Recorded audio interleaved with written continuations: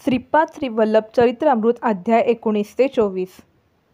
अध्याय 19। रविदास रजकास पुढील जन्मी राज्यपद मिळण्याचा श्रीपाद प्रभूंचा आशीर्वाद। एकदा रविदास रजक कृष्णा नदीच्या किनाऱ्यावर उभा होता। त्यावेळी एका मोठ्या आणि सजवलेल्या त्या नावेत त्या गावातील राजा आपल्या लवाजम्यासह जलविहार करीत होता। रविदास रजक त्या राजाकडे एकचित्ताने पाहत होता। त्यावेळी श्रीपाद प्रभू कृष्णा नदीत स्नान करून बाहेर आले। रविदासाचे लक्ष त्या राजाकडे असल्याने त्याने नित्य परिपाठाप्रमाणे प्रभूंना नमस्कार केला नाही। श्रीपाद प्रभूंनी रविदासाच्या खांद्यावर हात ठेवून प्रेमाने विचारले, काय पाहत होता श्री रजका? त्याच्या त्या मधुरवाणीने रविदास गोंधळला, परंतु तात्काळ स्वतःला सावरीत त्याने प्रभूंना साष्टांग नमस्कार केला। प्रभू म्हणाले, त्या राजाच्या वैभवाकडे पाहत होतास ना? रविदासाने होकारार्थी मान हलवली। ते पुढे म्हणाले, तुला राजा होण्याची इच्छा आहे ना? तू पुढच्या जन्मी विदुरा नगरीचा म्हणजे सध्याचा बिदर नगर राजा होशील। त्यावेळी मी नृसिंह सरस्वती रूपात तुला दर्शन देईन। तेव्हा तो रजक म्हणाला, प्रभू मला राजा होण्याची इच्छा आहे, परंतु आपल्या चरणांची सेवा मला सदैव मिळावी। श्रीपाद प्रभूंनी रविदासाची इच्छा पूर्ण केली। तो मृत्यूनंतर यवन कुळात जन्माला आला आणि यथाकाळी विदुरा नगरीचा राजा झाला। राज्यवैभवाचा उपभोग घेतल्यावर जीवनाच्या सायंकाळी त्यास नृसिंह सरस्वती स्वामींचे दर्शन झाले। त्यांच्याच कृपेने त्यास पूर्वजन्माची स्मृती झाली आणि तो स्वामींच्या चरणी नतमस्तक झाला। त्याने स्वामींना आपल्या राजधानीत नेऊन मोठा मानसन्मान केला। श्रीपाद श्री वल्लभ चरित्रामृत अध्याय 19 समाप्त। श्रीपाद राजम शरण प्रपद्ये। श्रीपाद श्री वल्लभ चरित्रामृत अध्याय 20। खिरीने भरलेले अक्षयपात्र। श्रीपाद प्रभूंची सर्व भक्त मंडळी बसली असताना तिथे एक तरुण ब्राह्मण आला। त्याचे नाव वल्लभेश्वर शर्मा असे होते। तो पिटिकापुरमहून आला होता। श्रीपाद प्रभूंनी त्याला आपले माता पिता नातेवाईक आणि स्नेहसंबंधी येथे क्षेमकुशल मोठ्या आस्थेने विचारले। त्रिकाण यांनी असलेल्या श्रीपाद प्रभूंचा हा आवडता छंद होता। गुरुदेवासमवेत सत्संगात वेळ कसा गेला ते भक्त मंडळींना कळलेच नाही। मध्यान्हीची वेळ झाली होती। शिष्यांनी भिक्षा मागून आणली होती। त्याचवेळी श्रीपाद प्रभूंनी आपला हात काहीतरी घेण्यासाठी वर केला आणि दिव्य हातात एक चांदीचे भांडे आले। ते खिरीने भरलेले होते।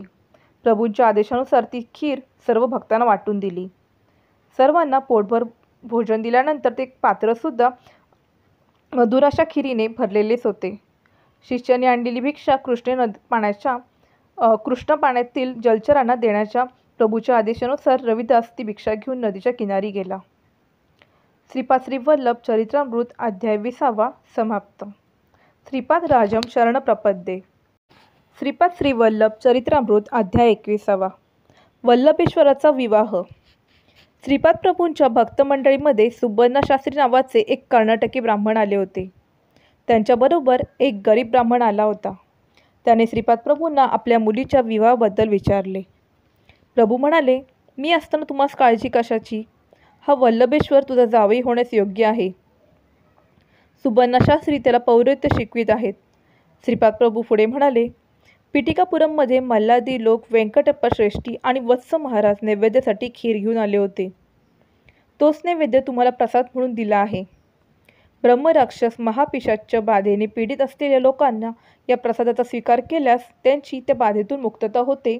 तसेच दारिद्र्य दुःख यांनी पीडित लोकांनी हा प्रसाद खाल्ल्यास त्यास संपदा आणि अभिवृद्धी लाभते। त्यानंतर सद्गतीत झालेल्या कंठाने प्रभू म्हणाले, या 3 वंशाशी माझा ऋणानुबंध कालातीत आहे। त्यांच्या वात्सल्य भक्तीने मी त्यांच्या अंकित होतो। मला कोठेही जेवण न मिळाल्यास मी सूक्ष्म रूपाने जाऊन तेथे यथेच्छ जेवण करतो। जे कोणी वात्सल्यरूप भावाने माझी सेवा करतात त्यांच्या घरासमोर मी बाल्य स्वरूपात खेळत असतो। माझ्या पावलांचा सुमधुर आवाज माझ्या भक्तांच्या हृदयात प्रतिध्वनित होतो। प्रभू पुढे म्हणाले, माझे दर्शन स्पर्श व संभाषणाचे भाग्य प्राप्त व्हावे अशी इच्छा मनात धरून अनेक कष्ट झेलून तुम्ही माझ्याकडे येता। तुम्ही आनंदाने नामरूपाला ओलांडून पुढे जाल। श्रीपाद प्रभूंच्या या दिव्य वक्तव्यानंतर सुबर्णा शास्त्री, तो गरीब ब्राह्मण, वल्लभेश्वर आणि शंकर भट्ट हे चौघे त्या ब्राह्मणाच्या गावी गेले।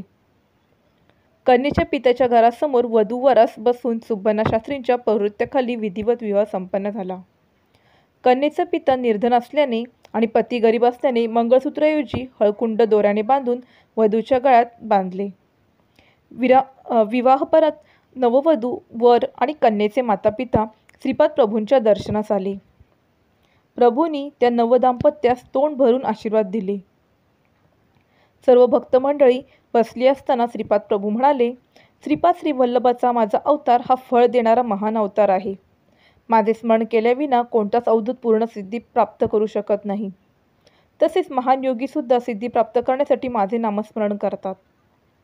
प्रभू पुढे म्हणाले, अरे वल्लभेश्वरा, तुझे मातापिता लवकरच निर्वतले. तुझ्या नातेवाईकांनी तुला दुमार्गाला लावून तुझी सर्व संपत्ती हिरावून घेतली आणि तुला भिकारी केले. ते दृष्ट नातेवाईक पुढील जन्मात चोर होतील. तू कालांतराने एक मोठा व्यापारी होशील आणि कुरुगड्डी सहस्र ब्राह्मण भोजनाचा संकल्प करशील. या संकल्पाच्या पूर्ततेसाठी धन घेऊन जात असताना हे चोर तुझे धन घेऊन तुला ठार मारून टाकतील. त्यावेळी मी प्रकट होऊन आपल्या त्रिशूलाने 3 चोरांचा वध करीन. 4थ्या शरण आलेल्या चोरास जीवदान देईन. तुला जिवंत करून नंतर अंतर्ध्यान पावीन. श्रीपाद प्रभूंचे बोलणे ऐकल्यावर त्या नववधूच्या नेत्रात अश्रू दाटून आले. ते पाहून श्रीपाद म्हणाले, हे माते, प्रत्येक स्त्रीमध्ये आम्हास जन्म दिलेल्या अखंड सौभाग्यवती सुमती मातेचे दर्शन होते. त्या महान मातेच्या कुशीत आम्ही सदैव बालकच असतो. तू दुःखी होऊ नकोस. मी दिलेले हळकुंड जपून ठेव. तुला या हळकुंडामुळे सदैव सौख्य लाभेल आणि तू अखंड सौभाग्यवती राहशील. श्रीपाद प्रभू पुढे म्हणाले, तुम्ही पाहत असलेली ही घंटा एकेकाळी आमच्या आजोबांच्या घरात होती. ती माझ्या संकल्पाने सर्व प्रदेश फिरून अनेक आकार धारण करून पुन्हा इथे आली आहे. आमच्या आजोबांच्या स्वतःच्या घरात माझ्या या महासंस्थानाची स्थापना होईल. आमच्या प्रेमाची खूण म्हणून ही जय जय निनाद करणारी घंटा आम्ही पेटिकापुरमला पाठवित आहोत. एवढे बोलून श्रीपाद प्रभू मौन झाले. श्रीपाद श्री वल्लभ चरित्रामृत अध्याय 21 समाप्त. श्रीपादराजम शरण प्रपद्ये. श्रीपाद श्री वल्लभ चरित्रामृत अध्याय 22. श्रीपाद वल्लभांचे विराट रूप.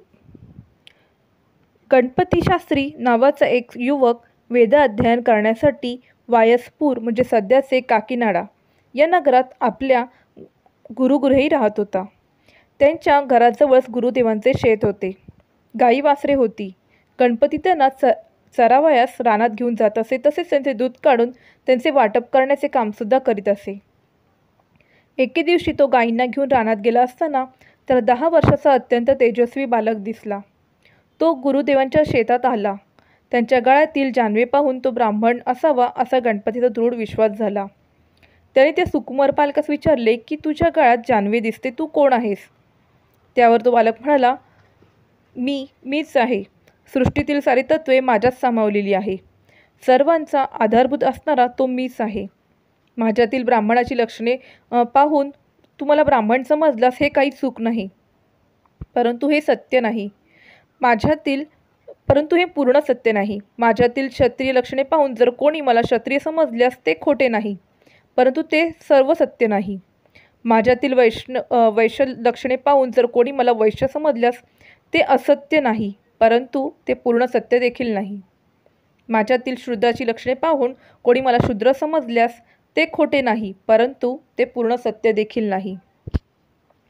तुम्हाला चांडाळ समजल्यास तरी ते अयोग्य नाही, परंतु ते देखील पूर्ण सत्य नाही. मी सर्व सीमांच्या अतीत आहे. सत्य किंवा असत्य असणाऱ्या प्रत्येक विषयापासून मी अतीत आहे, परंतु मी त्यांचा आधारभूतसुद्धा आहे आणि मी परमसत्य आहे. ते अवधूतना जात आहे. माझा धर्म व परमधर्म आहे आणि तो धर्माच्या अतीत आहे आणि आधारसुद्धा आहे. हेच माझे परमप्रिय तत्त्व आहे. हे सृष्टीतील जीवन असणाऱ्या तत्वांपेक्षा सुमधुर आहे. एवढेच नव्हे तर ते सर्वांचा आधार आहे. अर्धर आणि नटेश्वर या 2 रूपांनी एकत्र असलेला मी मन वाचेस अगोचर असून दिव्यानंद तत्त्व मीच आहे. इतक्या विलक्षण अशा रूपाने युक्त असलेल्या मला तू कसा ओळखशील? त्या दिव्य बालकांचे हे वक्तव्य ऐकताच गणपती शास्त्रींच्या अंगात कापरे भरले. एक दिव्य बालकाच्या रूपात येऊन गणपती शास्त्रींची कर्मफळं गायीच्या दुधाच्या रूपात ग्रहण करून त्याला कर्मबंधनातून मुक्त केले. तो बालक गायीचे दूध पिऊन तृप्त झाला आणि एका आंब्याच्या झाडाखाली बसला. गणपतीने त्याच्याकडे पाहिले. त्याच्याबरोबर एक 10 वर्षाची कन्या होती. दिसावयास दोघेही अतिसुंदर होते. त्यांचे विनोदी संभाषण सारखे ऐकावेसे वाटत होते. बोलताना होणारे त्यांचे हावभाव अत्यंत मनोहारी होते. त्याचवेळी व्यंकटप्पा श्रेष्ठी घोडागाडीतून उतरले. त्यांच्याबरोबर एक 10 वर्षाचा तेजस्वी बालक होता. तो अन्य कोणी नसून श्रीपाद प्रभू असल्याचे गणपतीस नंतर समजले. श्रेष्ठींना त्या दिव्य बालकास बरोबर असलेल्या कन्येस पाहून आश्चर्य वाटले. त्या दोघांनी श्रीपाद प्रभूंना नमस्कार केला. त्यावेळी श्रीपाद श्रेष्ठींना म्हणाले, आजोबा, तुम्हास एवढे आश्चर्य का वाटले? आजोबा म्हणाले, त्या दोघांकडे बघ, किती नयन मनोहारी दृश्य आहे. श्रीपाद म्हणाले, बघणार आणि जे बघायचे ते दृश्य दोन्ही एकच आहे. आजोबा म्हणाले, श्रीपादा, यातील वेदांत विषय मला समजत नाही. त्या श्रीपाद म्हणाले, आजोबा, यात वेदांत काय आहे? श्रीहरीसुद्धा अपरिमित निर्गुण निराकार असून आपल्या मायागतीस पाहून आश्चर्यचकित होतात. ही सृष्टी नवरसांनी भरलेली आहे. आश्चर्यपूर्ण दृश्यांची कल्पना करणे हा सुद्धा सृष्टीचा नियम आहे. श्रीपाद श्रेष्ठींना म्हणाले, आजोबा, जोपर्यंत तुमच्या घरातील लोक मला विसरणार नाहीत तोपर्यंत माझा सर्व शक्तीसहित अदृश्य रूपाने तुमच्या घरी वास राहील. तुमच्या घरी प्रत्येक साधकाला माझ्या पावलांचा आवाज ऐकू येत राहील. असे म्हणून श्रीपाद प्रभूंनी श्रेष्ठींना अनघासमोर असलेल्या अनघ स्वरूपात दर्शन दिले. ते मंगल दर्शन घेऊन श्रेष्ठी कृतकृत्य झाले. श्रीपाद प्रभू पुढे म्हणाले, आजोबा, सर्व भक्तगणांना माझ्या आचरणाने, लीलेने, महिम्याने ज्ञानबोध करणे हा सुद्धा माझ्या अवतार कार्याचा एक भाग आहे. प्रभू जसे बोलत असताना त्यांची कांती सर्वांच्या समक्ष एक अनामिक तेजाने झळकू लागली. नंतर ते आंब्याच्या झाडाकडे वळले. ते झाडाकडे पाहत असताना त्या सुंदर बालिकेची आणि त्या बालकाची कांती दैदिप्यमान होऊन ते श्रीपाद प्रभूंच्या रूपात विलीन झाले. त्या आंब्याच्या झाडाचा एकच आंबा होता. तो कच्चा होता, परंतु प्रभूंच्या हातात येताच तो पिकून सुमधुर रसमय झाला. तो श्रीपाद प्रभूंनी आपल्या हातांनी अत्यंत प्रेमाने श्रेष्ठींना खाऊ घातला.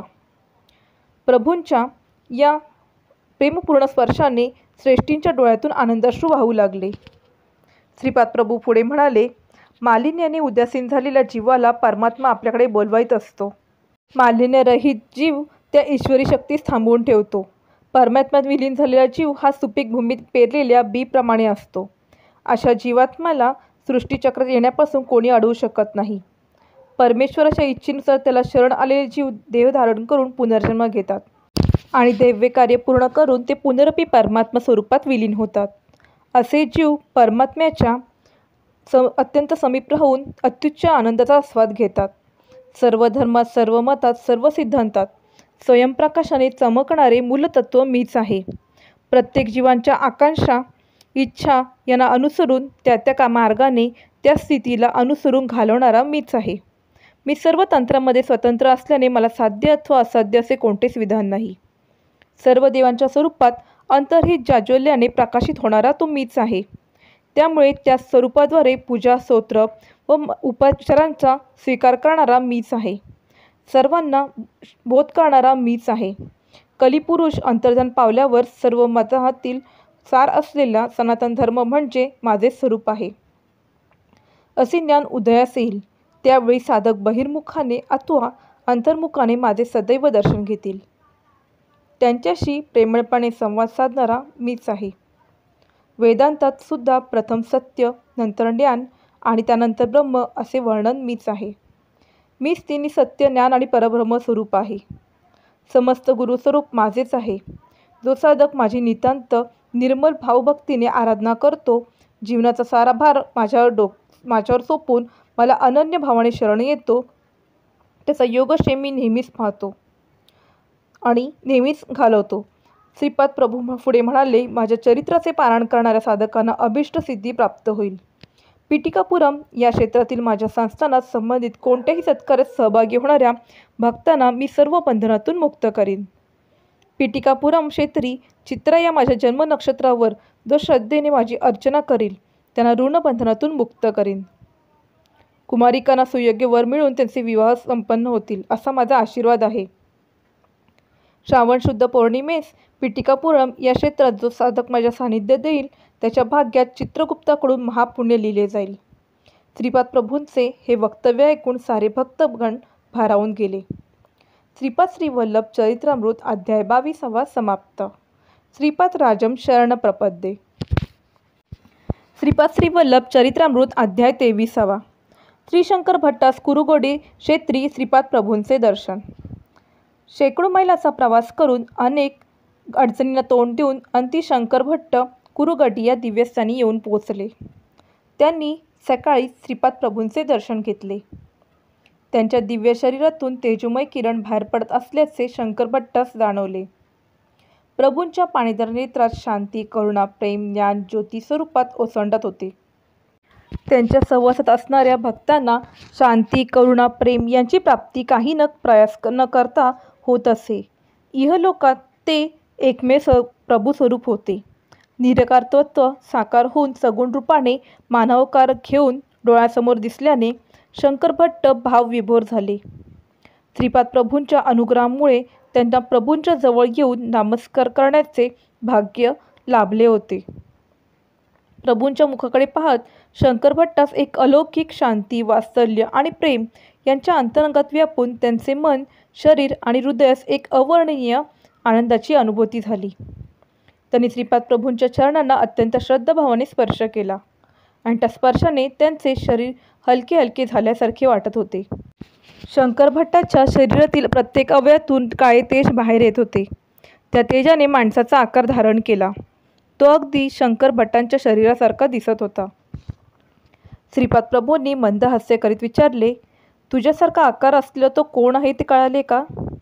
शंकर भट्ट उत्तरला, प्रभू, तो आकार मी पाहिला, तो माझ्यासारखा वाटला, परंतु माझ्या शरीरातून कसा बाहेर आला ते कळले नाही। श्रीपाद प्रभू म्हणाले, अरे शंकर भट्टा, ते तुझे पाप शरीर होते। तो तुझ्यातील पापपुरुष होता। आता तुझ्या शरीरात राहिलेला पुण्यपुरुष आहे। प्रत्येक मानवाच्या शरीरात एक पुण्यपुरुष आणि एक पापपुरुष असतो। या जोडीचे विभाजन होऊन पापपुरुष जेव्हा निघून जातो तेव्हा तीच मुक्तीची अवस्था असते। ब्राह्मण कुळात जन्म घेतल्यानंतर निष्ठावंत होऊन पाप शरीराचे दहन होऊन उरलेल्या पुण्य शरीराचा आत्मा आपल्या उत्तम कर्मांनी उद्धार करावा। श्रीपाद प्रभू पुढे म्हणाले, ब्राह्मणांनी आपल्या यजमानांकडून वेदशास्त्रातील विहित कर्म करून घेताना आपल्या उपजीविकेपुरतेच धन घ्यावे। आमचे आजोबा बाप्पानाचार्युलू, पिताश्री अप्परा शर्मा हे दोघे सद्ब्राह्मण असून माता सुमती महाराणी आणि आजी राजमंबा या दोघी परमपवित्र स्त्रिया आहेत। त्यांचे केवळ स्मरण केल्यानेच अनेक पापे नष्ट होतात। यानंतर श्रीपाद प्रभूंनी आपल्या उजव्या हातात बोटातील भूमी स्पर्श केला। त्यावेळी त्यांच्या डाव्या बाजूने प्रकाशाचा एक झोत निघाला आणि यज्ञासाठी लागणारी साधनसामग्री प्रकट झाली। त्यात काही मधुर फळे, सुवासिक फुले, थोडे सोने, थोडे चांदी, नवरत्न हार आणि दिव्य अग्नी प्रकट झाला। शंकर भट्टाच्या शरीरातून निघाला पापपुरुष भयाने कंपित होऊन आक्रोश करू लागला। श्रीपाद प्रभूंनी त्यांच्या नेत्रांनीच अग्नीत भस्म होण्याची आज्ञा दिली। त्यानुसार तो अग्नीत पडून भस्मसात झाला। परंतु शंकर भट्टाच्या शरीरात अग्नीचा भडका उडाला। तो स्वामी मला वाचवा असा अर्थ स्वरूपात विनंती करू लागला। त्यावेळी प्रभूंच्या नेत्रातून एक दिव्य तरंग निघून शंकर भट्टास स्पर्शून गेला। त्या स्पर्शाने शंकर भट्टाचे शरीर शीतल झाले। त्यांची कुंडलिनी शक्ती जागृत झाल्यासारखे वाटले। नाडीचे स्पंदन थांबल्यासारखे होऊन ते समाधी अवस्थेत गेले। समाधी अवस्थेतून त्यांना ज्यावेळी शंकर भट्ट बाहेर आले त्यावेळी मध्यान्हाची वेळ झाली होती। तो गुरुवारचा दिवस होता। श्रीपाद प्रभू स्नान संध्या आटपून भक्तांच्या मेळाव्यात येऊन बसले होते। भक्तगणांनी समर्पित केलेल्या भिक्षांना श्रीपादांनी आपल्या दिव्य हस्तांनी स्पर्श केला। कमंडलूतील जलाने जमलेल्या भक्तांवर प्रोक्षण केले आणि भिक्षेतील थोडे अन्न काकबळीसाठी काढून ठेवले। प्रभूंनी शंकर भट्टास अत्यंत सुमधुर अशा सुरात हाक मारली आणि त्यांच्या हातात चांदीचे पात्र होते। त्यात हलवा भरलेला होता। त्यातला थोडा भाग त्यांनी आकाशात फेकला। तो नभोमंडळात विलीन झाला। थोडा प्रसाद त्यांनी भूमातेला अर्पण केला। तो भूमातेने स्वीकार केला।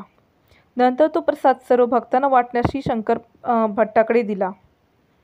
सर्वांना दिल्यानंतर त्या पात्रात सुद्धा अजून हलवा भरलेलाच होता।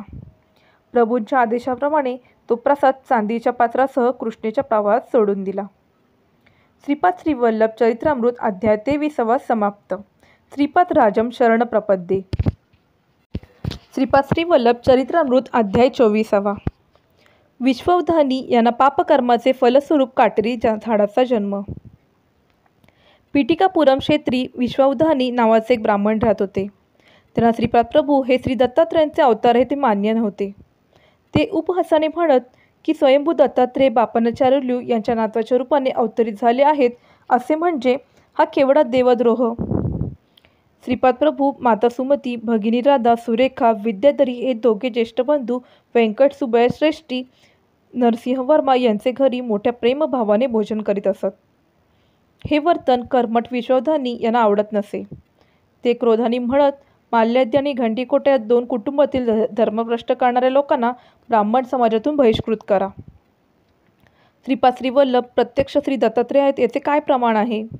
असे तर्कवितर्क करणाऱ्या शिवधावनींना कालांतराने देहांत झाला आणि त्यांचा पुढील जन्म श्रीपाद प्रभूंच्या अंगणातील एका काटेरी वृक्षाच्या रूपात मिळाला. विश्ववधानी यांची मृत्यूनंतर करावयाची उत्तरक्रिया त्यांच्या नातवांनी व्यवस्थितपणे न केल्यामुळे आणि त्याचा पापभार अति झाल्यामुळे त्यांना काटेरी वृक्षाचा जन्म मिळाला होता. त्या काटेरी झाडात श्रीपाद प्रभू मोठ्या श्रद्धाभावाने प्रतिदिन पाणी घालत असत. एके दिवशी बापानाचार्युंनी श्रीपाद प्रभूंना विचारले, अरे श्रीपाद, तुला हे काट्याचे झाड का प्रिय आहे? तू या झाडास श्रद्धेने पाणी घातलेस अथवा न घातलेस तरी हे झाड वाढणारच आहे.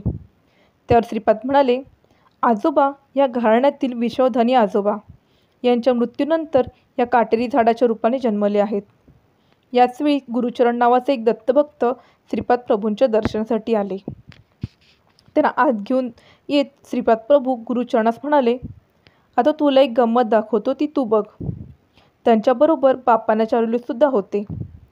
श्रीपाद प्रभू सर्वांना काटेरी झाडाजवळ घेऊन गेल्याने म्हणाले, हे विश्वन्ना आजोबा, तुमच्या मुलाने श्रद्धारहित श्राद्धकर्म केल्याने आणि बापानाचार्युलूसारख्या महापुरुषाची अकारण निंदा केल्याने तुम्हाला काटेरी झाडाचा जन्म प्राप्त झाला. हा गुरुचरण तुमचा पूर्वी जन्मीचा पुत्र आहे. त्याच्या हातून श्रद्धाभावाने मी आपले उत्तरकर्म करून घेईन. यासाठी तुमची संमती आहे ना? हे प्रभूंचे वक्तव्य ऐकून सर्वजण आश्चर्यचकित झाले. त्या काटेरी झाडास आच्छादिलेला विश्ववधानीचा प्रेतात्मा म्हणाला, श्रीपाद प्रभू, यापेक्षा मोठे भाग्य कोणते? श्रीपादांनी गुरुचरणास ते काटेरी झाड उपटून त्यास अग्नी देण्यास सांगितले. गुरुचरणाने ते काटेरी झाड उपटून त्यांचे दहन केले आणि नंतर स्नान केले. त्यानंतर प्रभूंनी त्यास विभूती लावण्यास सांगितली. अशा प्रकारे श्रीपाद प्रभूंनी त्यांच्या दोषारोपण करणाऱ्या विश्ववधानीवर सुद्धा कृपा करून त्यांना सद्गती मिळवून दिली. खरोखरी श्रीपाद प्रभूंच्या लीला अगम्य असतात. श्रीपाद श्रीवल्लभ चरित्रामृत अध्याय 24 समाप्त. श्रीपाद शरण प्रपद्ये.